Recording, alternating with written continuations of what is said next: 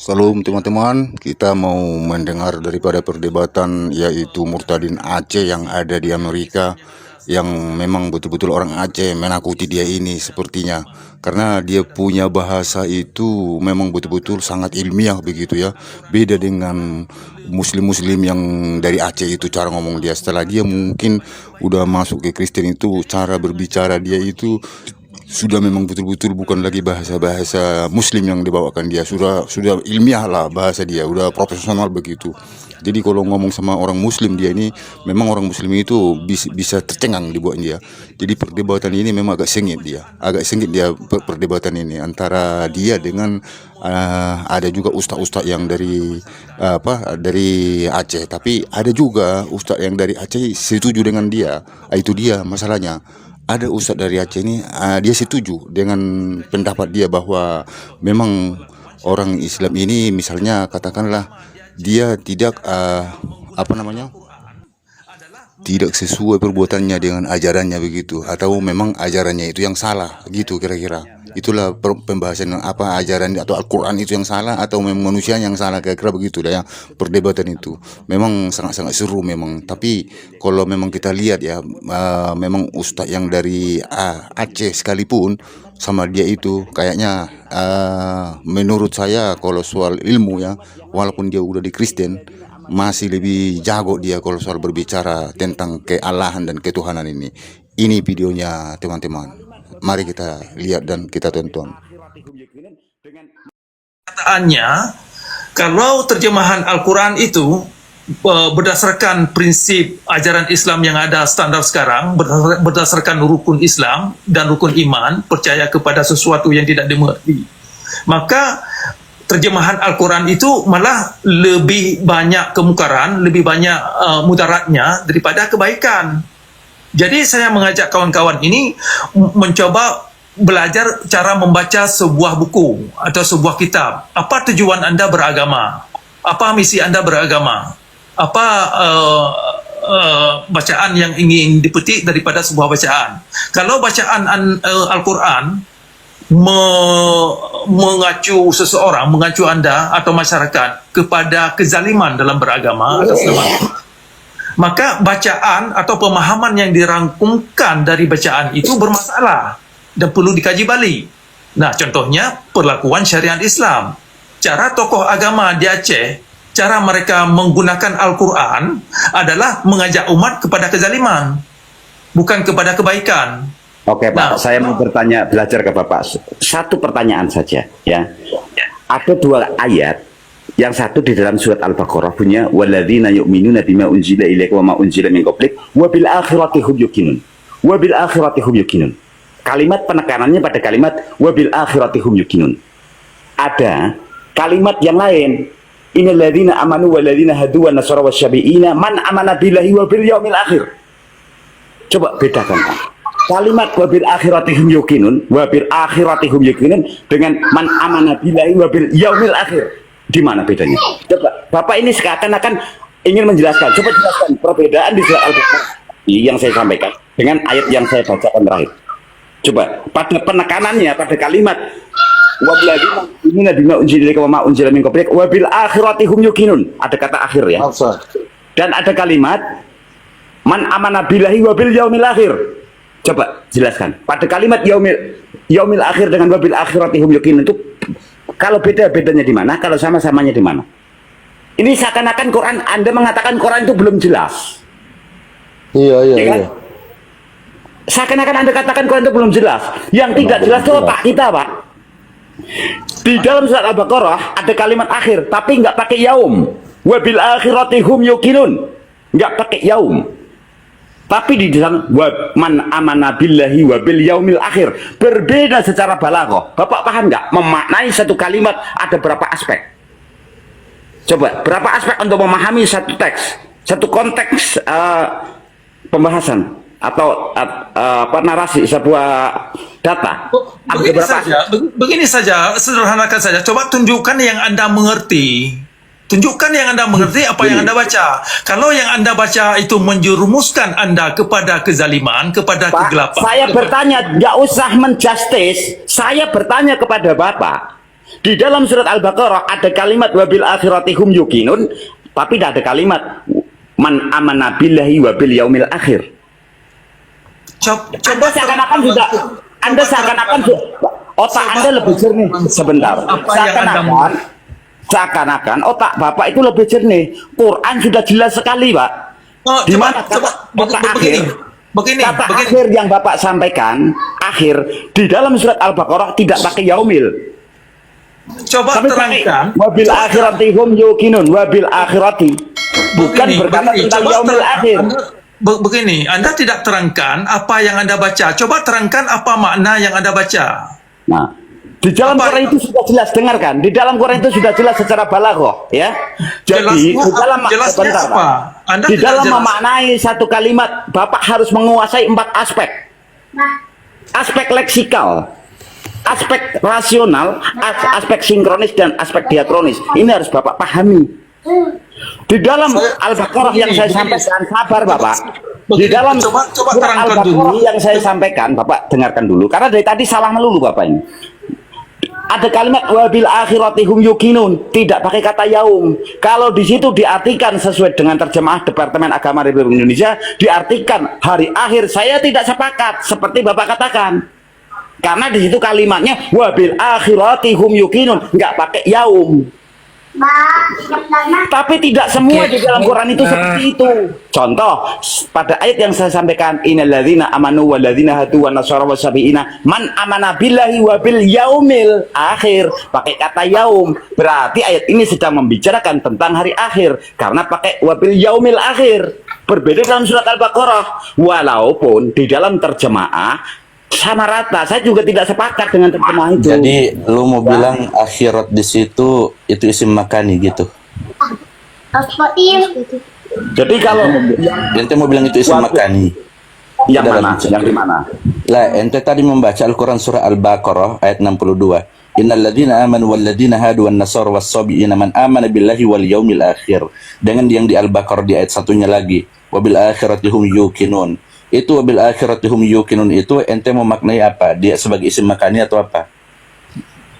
Itu sebuah akibat, sebuah akibat, Pak. Akibat lu tadi berbicara tentang leksikal. Jadi kau mau memahami ayat itu dari sudut pandang mana? Karena di situ nggak pakai kata yaum, Pak. Sudah jelas secara balaghahnya. Nah, udah lah, nggak usah bicara balago sama saya. Gue sarjana agama kok. Udah, lu mau pasang Sudah jelas secara memahami balaghah. itu dari sisi apa? Oke. Anda pahami di dalam situ secara makna rasionalnya ketemu nggak dengan hari akhir? Sabar Bang Remuk. Kalau Bapak sarjana agama, tolong benahi dulu itu Pak Bang Cakra itu. Jangan cuma dari tadi diam-diam terus baru sarjana agama apa? Gini. Mau dibenahi, begini loh. Maksudnya karena maksudnya begini abangku, sedih.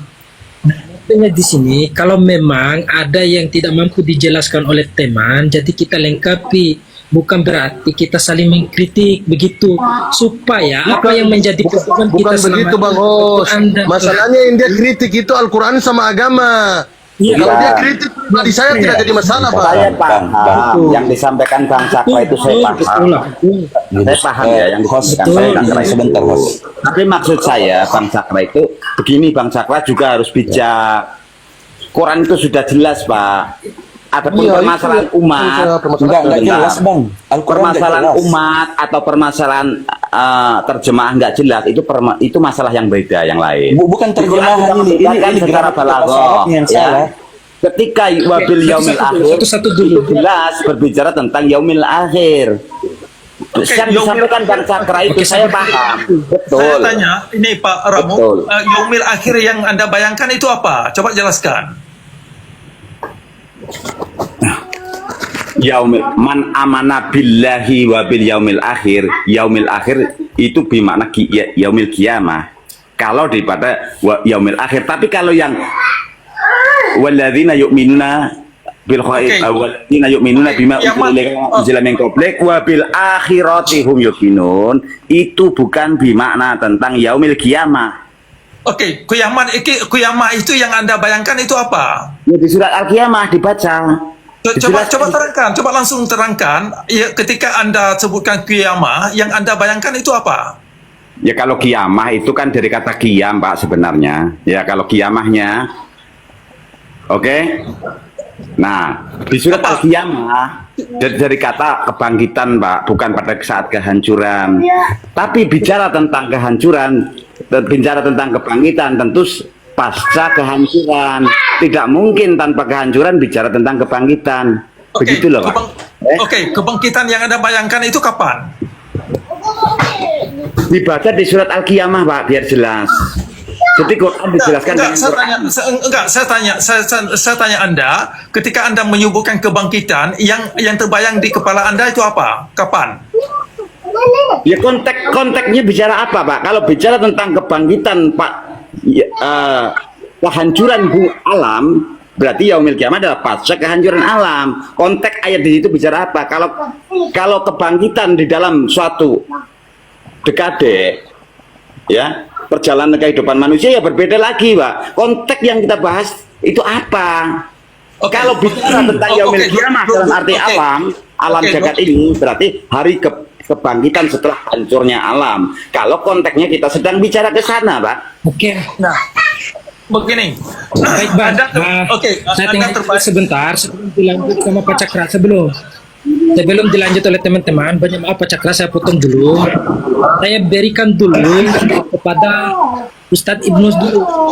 Silakan monitor dulu. Betul. Supaya teman-teman ini bisa paham terkait apa yang kemudian kita persoalkan ini. Silakan monitor Pak Ustadz. Maju Pak Ustadz. Tafadhol Ustadz Ibnu Syihab, tafadhol. Saya dari kemarin nih mau ngobrol sama Ustadz Ibnu Syihab. Salam Ustadz. Kaifal Ustadz? Kok malah ketawa Ustadz nih? Masih ingat nggak Ustadz sama Ana Ustadz? Di mute itu Ustadz, di mute. Masya Allah. Antum udah lebaran belum hari ini Ustadz? Masih lebaran besok. Masya Allah. Sehat ya Ustadz ya? Sehat. Masya Allah, Masya Allah. Tafadhol Ustadz, tafadhol. Saya sebenarnya ingin teman-teman yang di sini memang tadi saya melihat terpotong-terpotong anunya Prof Cakra ya, dan malah saya melihat ada keselarasan antara Pak Cakra sama Bang Remuk, Pak CPI juga. Maksud saya ada hal yang bisa kita persatukan sepertinya. Tentang agama Islam khususnya. Saya pribadi tidak ada keberanian dan tidak ada keinginan untuk membahas agama lain ya, karena tidak ada kapasitas saya di situ. Saya ada kemampuan untuk membahas Islam versi Sunni ya, yang ahli sunnah, karena memang itu merupakan madhab saya. Tadi di awal waktu saya masih bertiga dengan Prof Cakra sama Coach juga adalah kita ingin membangun nalar kritis terhadap pemahaman agama, dan ini sepertinya memang sesuai dengan yang diinginkan oleh Bang Remuk ya kan, bahwa agama yang tanda kutip dipahami selama ini itu tidak betul-betul agama yang sebenarnya dahulu ada pada zaman Nabi kita Shallallahu Alaihi Wasallam, dan itu bisa tergambar dengan perilaku umat Islam dan rujukan yang digunakan oleh umat Islam. Kalau Bang Ramong tadi memahami hadis itu adalah Al-Quran, dan itu memang sangat bagus sekali, dan seharusnya seperti itu. Kemudian kalaupun mau menggunakan hadis, ya seharusnya hadis itu tidak boleh bertentangan dengan Al-Quran, bertentangan dengan kemanusiaan yang justru akan menggiring umat, bukan saling berbagi kebaikan, saling berlomba-lomba dalam fastabiqul khairat. Justru yang ada malah saling menjatuhkan, kemudian saling teror, misalnya yang berbeda agama diperangi, kemudian yang pindah agama kemudian malah diintimidasi, bahkan diancam hilang kepala. Itu kan saya rasa mungkin kita di sini semua sepakat bahwa itu betul-betul bukan ajaran Islam yang sekarang sudah dipahami sebagai ajaran Islam. Itu yang dari awal sepertinya saya sama Prof Cakra dengan host juga membahas. Artinya kita ingin membangun nalar kritis dan mengkaji ulang, rekonstruksi kembali ajaran-ajaran yang justru itu akan mencederai nilai-nilai kemanusiaan, mencederai ukhuwah persatuan, yang menjadikan kita tidak bisa ngopi bareng, tidak bisa diskusi santai gitu. Yang ada saling menjatuhkan dan saling mengklaim kebenaran antara satu dengan yang lain tanpa mau menjalankan konsep Al-Quran yang saling ta'aruf, ya kan. Inna khalaqnakum min dzakarin wa unsa wa ja'alnakum syu'uban wa qabail lita'arafu inna akramakum indallahi atqakum. Itu sekarang sudah kita tidak temukan lagi. Yang ada kalaupun kita ngobrol ya yang saling sumpah serapa aja lagi, saling bawa orang ke agama. Yang Islam ingin mengajak orang Kristen ke Islam, yang Islam ingin mengajak ke yang Kristen ingin mengajak ke Islam, yang Islam mengajak ke Kristen dengan sesuatu yang saya rasa tidak bisa dicontoh dan diikuti. Tadi kalau Prof Cakra mengatakan bahwasanya yang salah dua-duanya, sholatnya atau orangnya, bahkan Muhammad Sallallahu Alaihi Wasallam yang digambarkan di dalam kitab-kitab hadis dan kitab-kitab sejarah, itu memang Muhammad yang berbeda dengan yang ada di Al-Quran. Yang di Al-Quran bahwa innaka la'ala khuluqin azim, laqad kana lakum fi rasulillahi uswatun hasanah, serta yang baik. Tapi kalau di hadis kan beda sama sekali, di sirah beda sama sekali. Muhammad yang digambarkan itu betul-betul memang tidak layak dicontoh, tidak pantas diikuti. Itu Muhammad yang dibuat-buat, yang kemudian saya katakan lagi tanda kutip dianggap sahih, kan ada di Sahih Bukhari, ada di Sahih Muslim, sehingganya sangat sulit sekali. Bahkan saya lihat tadi baca di komen di bawah, insya Allah suatu saat saya akan penggal kepalanya Prof Cakra, katanya kan.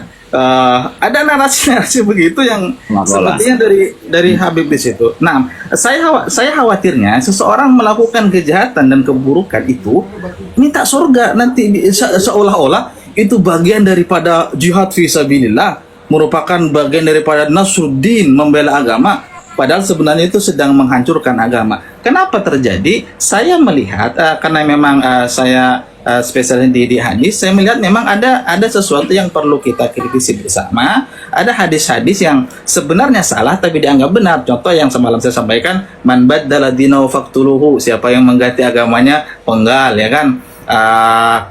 Itu disahihkan, dianggap sahih karena ada di Sahih Bukhari. Saya katakan itu hadis palsu karena secara matan dan sanad bermasalah. Namun faktanya kan itu masih diamalkan dari awal itu hadis dibuat sampai mungkin sekarang, atau mungkin sampai nanti lagi kalau tidak ada orang yang speak up, yang ngomong, yang menyampaikan bahwa itu hadis dusta atas nama Rasulullah Shallallahu Alaihi Wasallam. Padahal itu sebenarnya adalah perbuatan orang-orang yang tidak bertanggung jawab. Saya melihat di kita ada persamaan di situ sih. Mudah-mudahan saya tidak salah paham ya. Sehingganya memang kalau teman-teman misalnya mengkritik ini bukan oknum Islam, tapi memang ini ajaran Islam. Saya sangat paham itu. Kenapa pernyataan itu muncul, ya kan? Kenapa Islam sekarang digambarkan dengan sesuatu yang tidak seharusnya, tidak lagi rahmatan lil alamin, padahal nyata di Al-Quran digambarkan begitu? Karena memang dilihat dari perilaku yang ada. Ini saya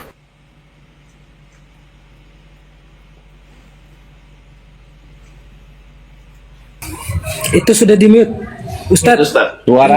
Suaranya nggak ada. Di mute Ustadz, nggak ada suaranya, diulang. Ustadz, di Sudah di mute. mute, Ustadz. Di mute. Di mute. Suaranya nggak ada, Tat. Suaranya, Tat. Ustadz. Suaranya nggak ada, Tat. Di mute. Tat, suaranya nggak ada, Tat. Suaranya nggak ada, Tat. Astagfirullahaladzim. Ustadz, Tat, mute itu. suaranya nggak ada, Tat. Mute itu. Coba buka Ada suara. hotspot. Suaranya nggak ada, Tat, suaranya. Buka mic-nya. Nah, Kenapa? ulang lagi Ustadz. Diulang. Tadi nggak ada suara. Suaranya nggak ada, Tat. ada Lanjut, panggilan masuk tadi. Apa namanya? Ini ada kitab bagus sekali. Judulnya Baina Sholatil Qur'aniyah lil Muslimin wa Sholatil Syaitoniyah lil Muhammadiyin. Insyaallah Bang Ramok paham ya kitab ini. Ini sholat yang membedakan antara sholat umat Islam dengan sholat orang-orang yang tanda kutip umat Nabi Muhammad, yang mana pembedanya adalah orang-orang dulu ketika selepas sholat yang mereka lakukan bukan menebarkan kebaikan, justru malah menyebarkan Islam dengan pedang, dengan perang, dengan apa namanya paksaan, dengan ancaman. Katanya la ikraha fiddin, tapi faktanya tidak begitu. Itu yang saya rasa memang perlu kita bukan rekonstruksi ya, perlu kita kaji ulang lah, agar kesalahpahaman yang sepertinya merugikan dan sepertinya harus kita hentikan bisa betul-betul kita perbaiki. Dan saya betul-betul ingin ngopi dengan semua orang sebenarnya, diskusi Ustaz, santai lah. Nah, menurut antum tepat nggak kalau ngomong sama orang-orang yang di bawah itu aina ka anta wa dinu Muhammad? apa itu? Kalau saya misalnya ada satu kalimat untuk orang-orang di bawah itu bahwa aina ka anta wa dinu Muhammad. Ainuka anta wa inna Muhammad. Nah, saya tidak paham maksudnya itu.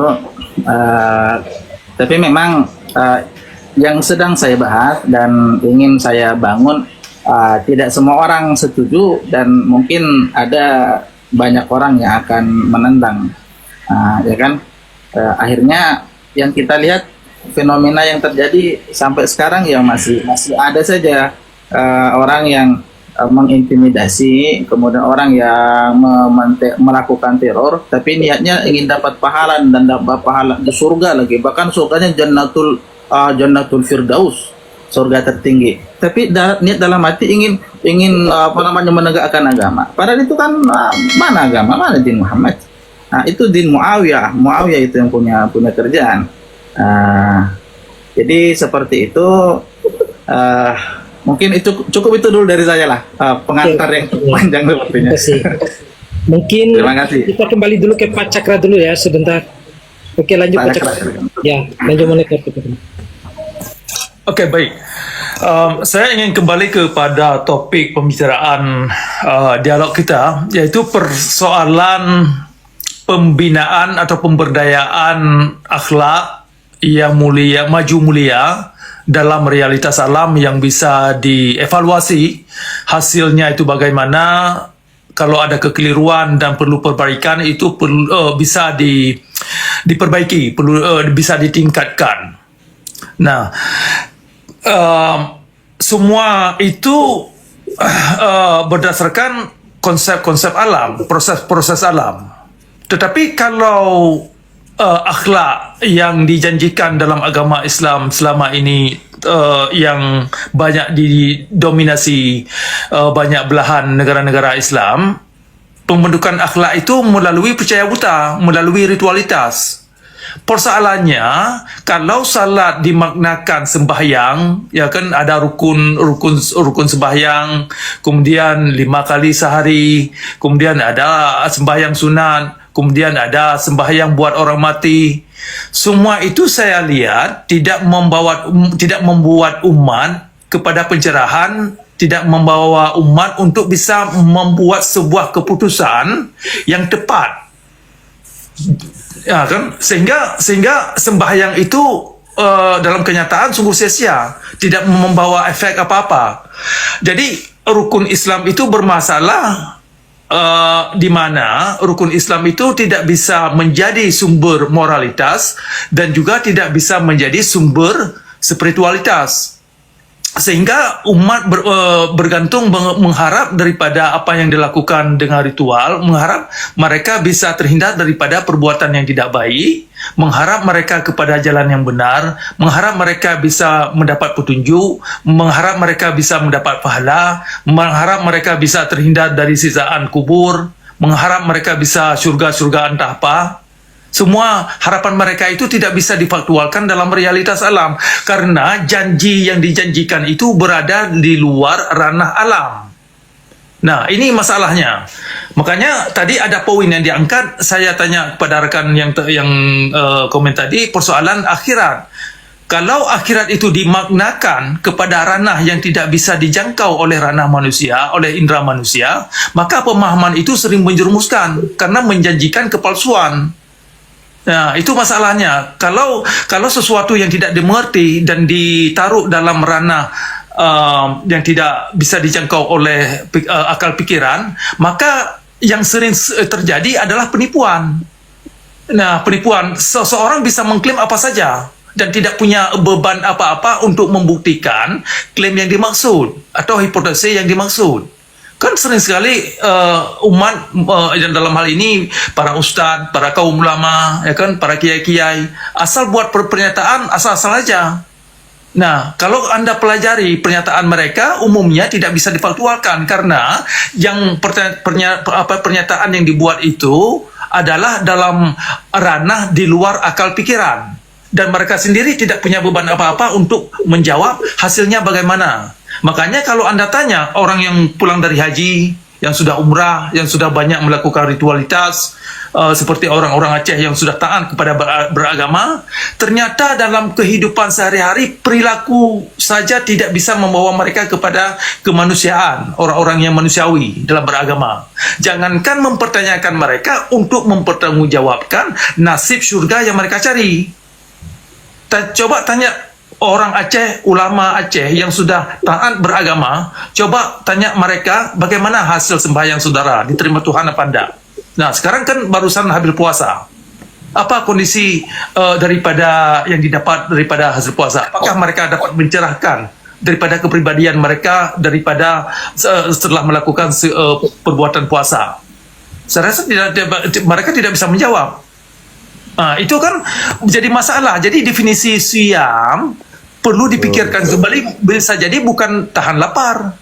Karena yang terjadi tahan lapar, sembahyang tarawih dan lain-lain yang ada dalam praktek ritualitas Islam tidak membawa umat kepada pencerahan, tidak membawa umat kepada manusia yang manusiawi, tidak membawa umat untuk bisa membuat satu keputusan yang tepat, yang bisa dibuktikan hasilnya itu bagaimana dalam realitas alam.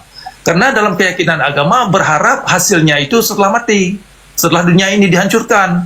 Jadi banyak masalah dalam konsep doktrin Islam kalau hasil kerja itu diproyeksikan setelah mati. Pahalanya diharapkan setelah dunia ini dihancurkan nanti. Siapa yang mau lihat? Jadi untuk memperbaiki diri, Islam itu tidak ada kerangka, tidak ada mekanisme untuk bisa memperbaiki diri, untuk bisa introspeksi, untuk melihat ke dalam di mana kesalahan saya kok. Tapi Bang Cakra, berarti maksud Bang Cakra ini tak kalah ketika kita sholat apa nih kita harus lihat dengan nampak begitu. Tadi sudah saya jelaskan, yang pertama definisi salat yang ada dalam tradisi Islam itu sungguh keliru. Itu yang jelas. Apanya yang keliru, Bang? Sebenarnya saya agak sepakat ya dengan Pak Cakra, cuman narasinya saja yang tidak sepakat. Di dalam Islam selalu mengatakan di dalam Islam. Karena begini, kalau Bapak katakan itu menurut mazhab-mazhab mereka, saya juga sepakat. Orang Islam ini banyak mazhab ya. Bukan berarti melambangkan itu Islam. Tapi dengan kalimat dalam Islam seakan-akan Salafi Jihadi adalah Islam. Sunni Emang Islam yang salah, Pak? Itu yang saya tidak sepakat. Ya. Emang Islam yang salah? Jadi yang saya ingin dalam kritisnya, dalam banyak aspek yang disampaikan Pak Cakra, saya sepakat Pak Cakra. Masalahnya yang saya tidak sepakat, narasi sarjana agama Islam yang salah bagaimana? Islam, ajaran Islam, padahal belum tentu. Bisa jadi itu mazhab mereka atau doktrin mereka di luar Islam. Ini yang harus dijelaskan. Quran itu maunya seperti apa? Pengetahuan yang ada pada kita itu seperti apa? Itu yang harus dibedakan antara orang Islam dengan Islam kita suruh tanggapi dulu, Bang CPI dulu. Saya sepakat ketika Pak Cakra mengatakan harus diberi pemahaman yang luas di dalam memahami Quran supaya mendapatkan efek yang baik. Saya sepakat, itu sepakat. Tapi jangan lantas kemudian ini untuk menggeneralisir bahwa seluruh yang dipahami oleh orang Islam adalah ajaran Quran. Ini yang saya tidak sepakat. Seperti saya contohnya begini, rukun sholat itu apakah ajaran Islam? Bukan. Rukun sholat itu beda-beda. Yang benar yang 6 menurut Imam Hanafi, yang 12 yang mana juga bingung. Karena ini munculnya di luar Islam, di luar Quran maksud saya. Ini harus kita jelaskan, ini pemahaman, ini Quran. Jadi Bapak jangan pakai doktrin Islam, doktrin Islam. Apakah betul Islam mendoktrin seperti itu? Nah, ini yang saya kurang sepakat dengan Pak Cakra. Narasi itu saja, tapi secara pemikiran saya sepakat. Secara pemikiran Coba, gitu. coba kita beri dulu Boleh. kesempatan kepada Bang CPI. Boleh Jadi saya ngobrol sama Ustadz Ibnu Syihab? ya, ini menarik juga. Jadi mungkin bisa dipertanggungjawabkan Remo, apa yang aku ngobrol dulu, kau simak obrolan aku ya. Biar nambah lagi ini, naik lagi level kau. Kau sudah lewat nih dari bodoh-bodoh itu. Ini Level berubah kau lagi. hebatnya kesombongan tuh janganlah seperti itu. Ya. Izin. Salah saya itu. Bukan. Nah, jadi Kau besar itu, nih semua, aku ngomong wakilin kau, biar Ustadz Ibnu Kalau Palembang Syihab tuh tahu. buka sawah, jangan tidak usah lah nanti. Aku ngewakilin kau buat ngomongin ini. Tidak usah karena besar kelakar tuh Ustaz. Biasa kok. Bang CPI, Sedikit menurut baik Bang. aku ngobrol. Ya, siap. Oke, mungkin bisa dipertanggungjawabkan tadi. Ya, Lanjut. saya pertanggungjawabkan. Baik. Permisi, saya kenalkan, saya Christian Prince Indonesia dari Bima. Ya, gini. Oke. Gini. Ini ada beberapa hal yang saya mau jelaskan. Pertama, saya akan ini mungkin sanggahan buat Ustadz Ibnu Syihab satu. Yang keduanya buat Bang Ramadan dan Bang Remuk ya. Ya, saya buktikan bahwa saya dulu pernah Islam. Allahumma shalli ala Muhammad wa ali Muhammad wa ajil farajahum. Begitu. Baik, gini. Kalau tadi Ustadz Ibnu Syihab mengatakan bahwa misalkan hadisnya harus dilihat, harus sesuai dengan Al-Quran atau tidak. Ya, kalau berbicara matan hadis. Kalau yang satu anti kritik Quran, nggak menerima statement dari Pak Cakra. Ya udah, kalau saya memang mengkritik Al-Quran. Memang Al-Qurannya yang salah. Ya, jadi begini Pak Cakra. Kalau Pak Cakra bertanya, kita ambil sampel, inna sholata tanha 'anil fahsya'i wal munkar. Salat itu mencegah perbuatan keji dan mungkar. Ternyata secara empirik tidak seperti itu, iya kan Pak Cakra? Ternyata tidak seperti itu. Maka yang harus kita lakukan, mengambil sebuah riset yang lebih dalam dan lebih jauh daripada itu. Jangan-jangan memang sumbernya yang salah. Jangan-jangan. For example, contoh. Saya kasih contoh. Misalkan. Bang, tadi, bicaranya sebentar. jangan bilang Al-Quran yang salah dong. Katanya kamu sarjana agama, kau bodoh sekali. Oh Tuhan. Iya, paham Caranya Bang jangan begitu, Ramadan. Mas. Ini ilmiah, Bang. Ini ilmiah. Ilmiah bagaimana? Kamu Ya, mau ajar makanya saya ilmiah bagaimana? Bang, Kamu sarjana agama, saya juga batal sarjana agama, puasamu tapi nanti, begitu Bang. orang nggak bodoh. Batal puasamu nanti, Bang. Sabar. Gini. Lain masalah sabar. Jangan bicara masalah Al-Quran itu tidak apa-apa, jangan. Bang, tahu nggak, Bang? Islam tidak berkembang Bicara karena masalah Al-Quran kritik, itu sensitif, Bang. Sabar dulu, Bang. Tidak berkembang bagaimana? Iya. Makanya beragama itu ikut maunya agama, Bos. Ya, sabar. Jangan ikut maunya akal sendiri, jangan ikut mau hawa Ya, nafsu, kita jangan. uji. Saya pertanggungjawabkan. Sebagaimana yang dikatakan hostnya, saya harus pertanggungjawabkan argumentasi saya. Coba kita Saya pertanggungjawabkan. Saya kasih contoh. Dari tadi Bang Remuk berbicara tentang gramatika Al-Quran. Ya, salah satunya. Dia berbicara tentang leksikal juga tadi. Saya ambil contoh, kalau begitu kita ambil saja dari ilmu nahwunya, ilmu sorofnya bagaimana. Itu contoh kecil ya. Contoh misalkan berbicara tentang yaumul akhirah dengan akhirah. Yang satu pakai yaum, yang satu tidak. Aku ambil yang lebih jauh lagi. Misalkan Al-Anbiya ayat 91. Wallati ahsanat farjaha fanafakhna fiha min ruhina. Kalimat yang sama ada di dalam surah At-Tahrim ayat 12. Wa Maryam binat Imran alladhi ahsanat farjaha fanafakhna fihi min ruhina. Di sana muannas, di sini mudzakkar, sedangkan oknumnya, objeknya adalah Maryam. Siapa yang bisa bantah itu? Ini contoh kecil. Makanya saya bilang, kalau misalkan inna sholata tanha 'anil fahsya'i wal munkar, jangan-jangan kita salah paham. Ya, coba kita lebih radikal lagi dalam mengamati. Jangan-jangan memang sumbernya yang salah. Begitu Bang Ramadan, jangan terlalu emosi Bang, minum dulu. Bukan terlalu emosi Bang. Bukannya sumbernya salah itu bagaimana? Al-Quran kenapa salah Al-Quran? Itu tadi argumentasi saya, Bang. Aku 7 tahun di pesantren, Bang. Tenang saja. Yang saya Tidak usah sebutkan kamu tadi itu ilmiah. tidak usah cerita kamu di pesantren 7 tahun mau di mana, mau di neraka kan tidak usah. Ceritanya Sabar, gagasan Bang. kamu itu tidak waras, Bos. Bang, Baik. Nah, coba Bang Ramadan kalau memang benar-benar Jangan Islam, kan, bantah tidak ayat usah tadi. bercerita Bantah ayat tentang tadi. Al-Quran. Cerita Begini, saja ya. kemungkinan individu orang ini salah, individu Memang teman kamu. saya sudah. Mungkin bapak kamu juga salah. Ayat Saudara Al-Qurannya kamu. kita kritis. Begitu. Mungkin bapak kamu juga mendidik kamu salah. Begitu. maaf Bos. itu sudah. Begini, salah di Quran tadi. Di Quran Bapak saya tadi. lagi Kita serang digebukin Kamu bilang Al-Quran ada sumbernya Bang salah, Ramadan. bapak kamu salah atau tidak? Bang Ramadan, bapak saya lagi digebukin sama Munkar Nakir. Tenang aja, dia lagi nggak bisa lari, lagi dipakpok dia. Tenang, nggak lari bapak saya di kuburan, lagi Bukan digebukin itu. bicaranya bos. Kalau cara bicaranya Gimana? itu, kalau manusia punya adab, manusia Abang, punya adab. aku ini akademisi, Salahkan Bang. Al-Quran. Bang ini udah nggak punya Jangan- adab jangan dengan katakan abang narasumbernya ngomongin yang bapak salah, saya begitu. salah mendidik. Saya ini sedangkan akademisi, abang Bang. tidak mendalami pelajaran agama. Bang Age, Abang yang udah salah Saya tidak bicara pelajaran kamu. agama. Bang. Coba tertib dulu. Ini jangankan Al-Quran ini Mas Ramadan ya. Jangankan Al-Quran, Tuhan itu sendiri perlu dipertanyakan. Betul. Jangankan Al-Quran, Tuhan, hukum Tuhan itu sendiri perlu dipertanyakan. Jadi Betul. tidak bisa hanya asal terima. Betul. Bagaimana